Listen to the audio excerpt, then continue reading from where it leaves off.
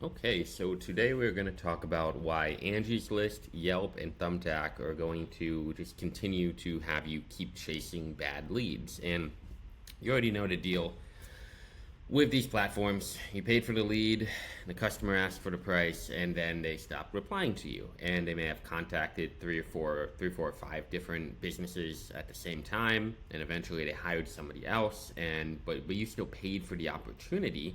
And if you've ever used these platforms before, there's a good chance that you've experienced some version of this. And I want to make something clear before we get into this video is that I'm not saying that nobody has ever made money from these platforms. I'm not saying that every lead is fake, and I'm not saying you should go and immediately delete every profile you have on here, although I might recommend that later.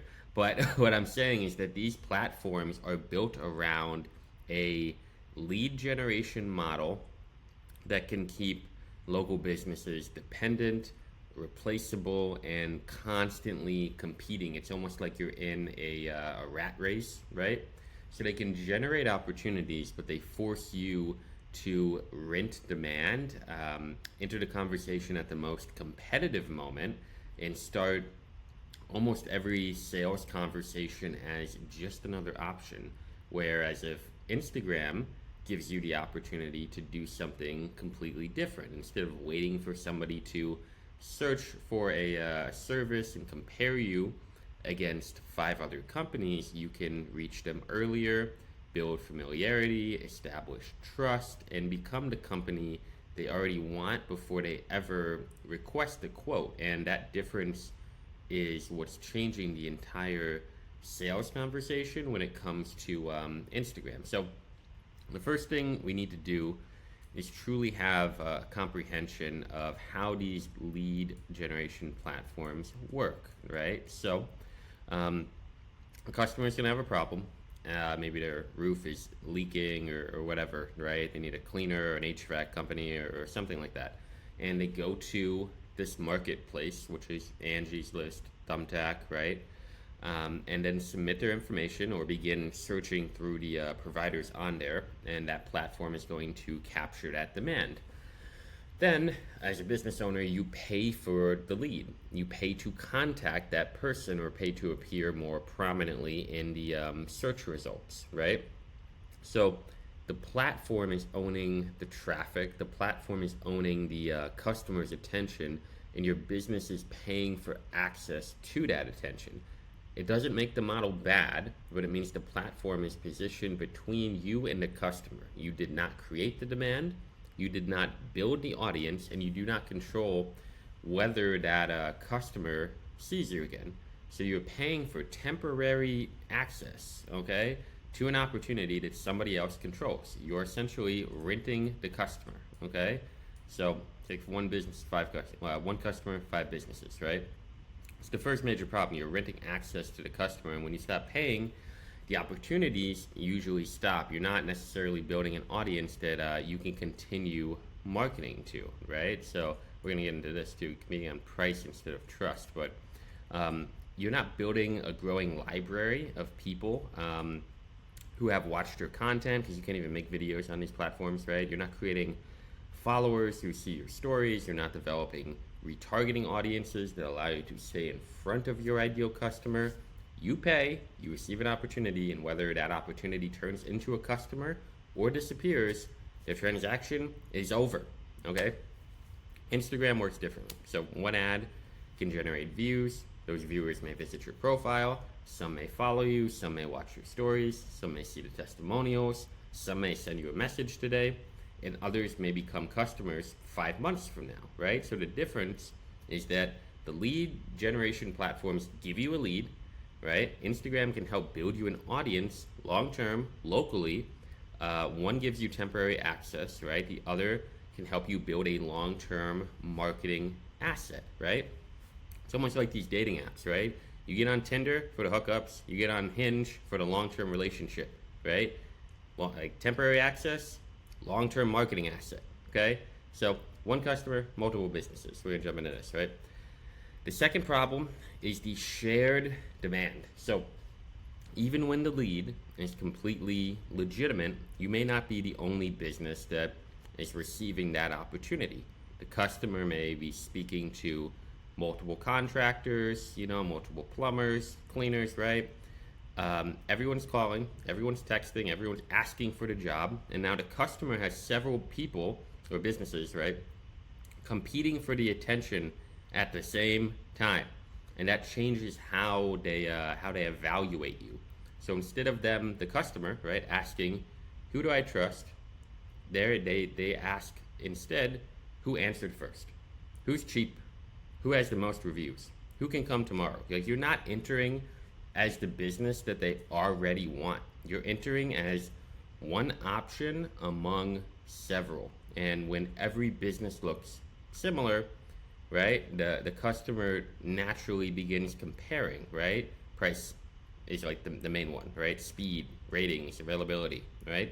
So it's what I call the commodity trap, which we're going to get into here, right?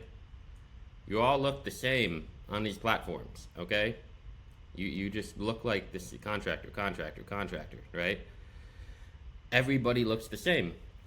So the environment pushes the customer towards that comparison. It makes it difficult to communicate why you're different. They don't see your personality. They don't understand the process. They may not know your standards. I work with some clients and they want to emphasize in their ads and on their Instagram page that they're a veteran-owned company, right? They want to talk about that. You can't do that on these other platforms, right? So instead of choosing a company based on the actual brand, right, they're comparing the services, and services are easy to reduce down to a price, right? So Instagram allows you to show parts of your business that cannot fit inside a general Angie's List and Yelp marketplace profile, right?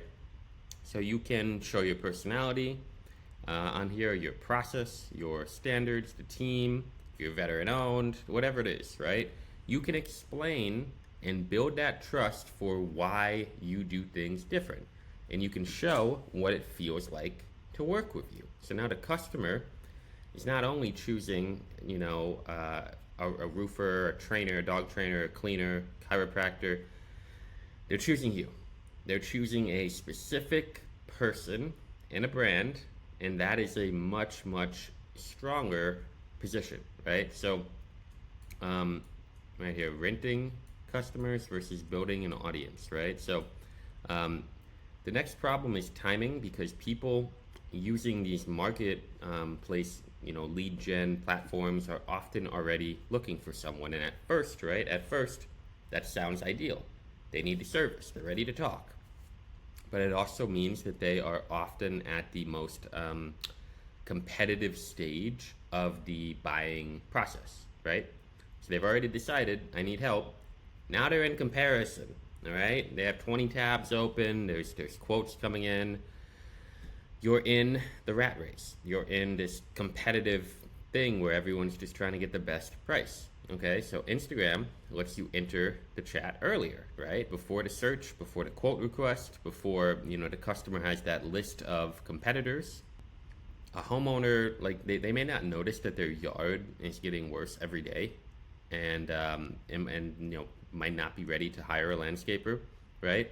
Someone may notice a stain on the roof or something going on with the roof, and they ignore it until the problem becomes an actual bigger problem, right? But what Instagram is allowing you to do is to continue to stay visible throughout that entire period, right? So you can reach people when they first become aware of the problem. You can educate them while they are, considering what to do. You can show proof about, your company and what they do.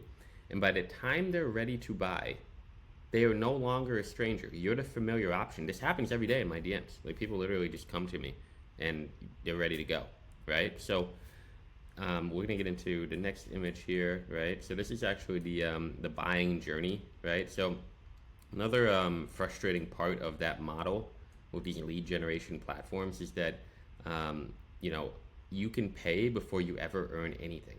And a lead is not a customer. It's not an appointment.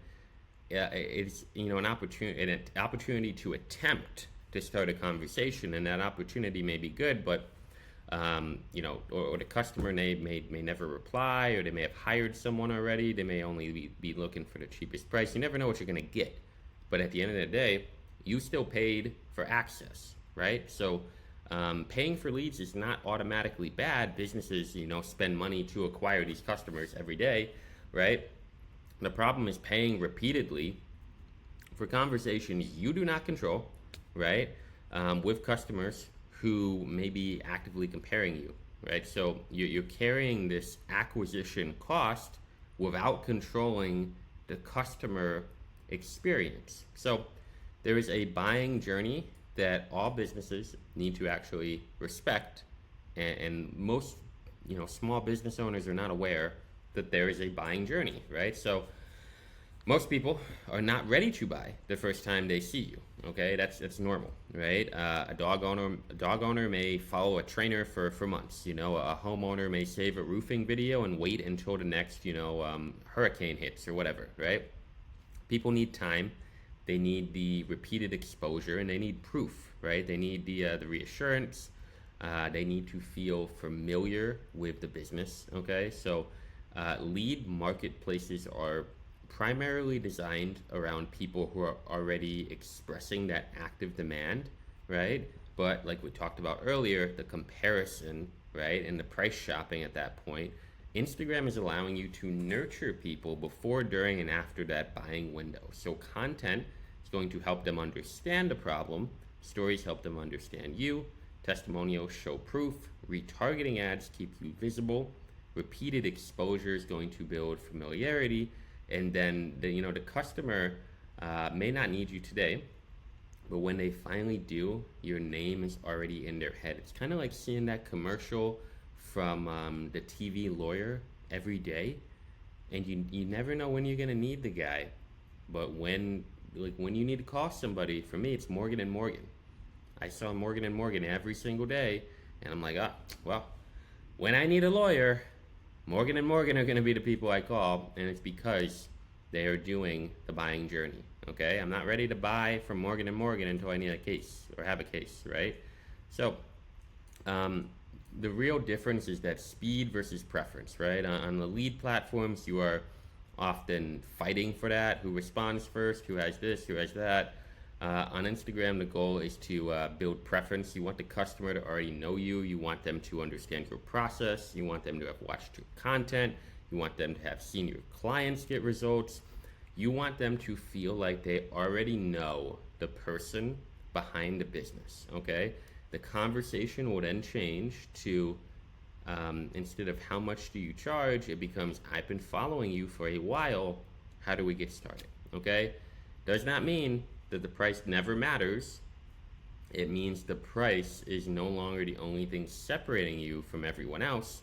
You have created leverage, and that preference, like you've created the preference, right? And then the preference is giving you the leverage, okay? So, like this image, right? Who would you rather meet? The customer has already requested 10 quotes and is price shopping, right? But the customer hasn't started searching yet. But you're going to build that familiarity, and you're going to be the business they already know when they're ready. So next part of this video is I'm going to get into the actual system here. I should have showed some of these images throughout, but familiarity is going to win, right? You're just another person, okay? So no connection, no context, how much, right? Price becomes the decider. The value that you provide by building a brand on Instagram, you're the first person they call. Value comes before price. So the system is what we're going to get into now. So the first thing you do when you're creating a system here is to create content, right?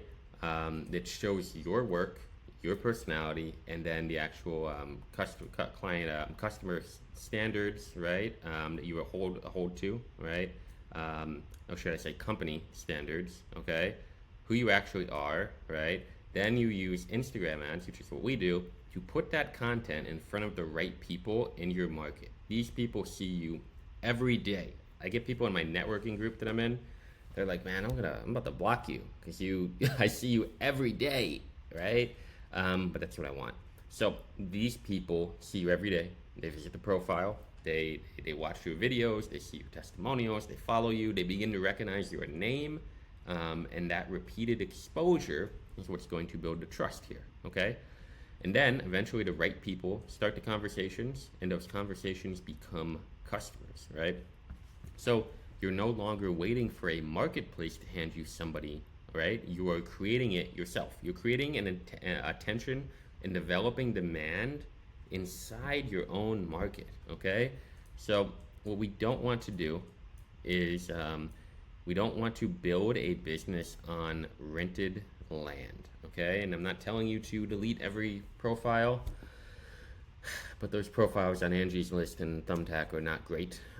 But take the opportunities, when they make sense off there. But there may be situations where those platforms work well as one part of your marketing, but do not make somebody else's marketplace the foundation of the entire customer acquisition system, right? So those platforms are controlling this when you can use Instagram to create your own demand and build your own audience, right? So showing people why you're different, becoming the business that they already recognize and trust before they begin searching, because the goal is not to become one more company competing for a lead. The goal should be to become the company they were hoping to find, right, before they were even searching for you, before they even thought of doing that, right? So build your business, okay? Collect the reviews, take good jobs, but build your audience, right? Like I said, I'm not telling you to delete these Angie's List and Thumbtack, but if you're not seeing a good return from these platforms, right, you're much better off going on Instagram and building a whole brand on here, right? Local brand where people are going to find you and not compare, not price shop or anything, right? So content, attention, trust, conversation, customer, review, more customers, because you're building a reputation, right? So like I said, the goal should be to become the company they were hoping to find. It shouldn't be, to become one more company on this platform that has no face. You're just a name with some reviews, and then you're competing for the lead. So if this video helped you, then subscribe to me, right? I'm trying to make videos every week where I'm breaking down how local service businesses, I'm based in Orlando, but you can, utilize this information anywhere all over the country. But I want to break down on this channel primarily how local service businesses can use Instagram content and ads to generate leads, build that trust, because the goal is to become one of the best, we're trying to become the best known in town, right? So if you want help building this system, we have clients in 5 different states, Florida, New York, Nevada, Texas, and Colorado. If you want help building this type of system for your business, there's going to be a link in the description where you can book a call.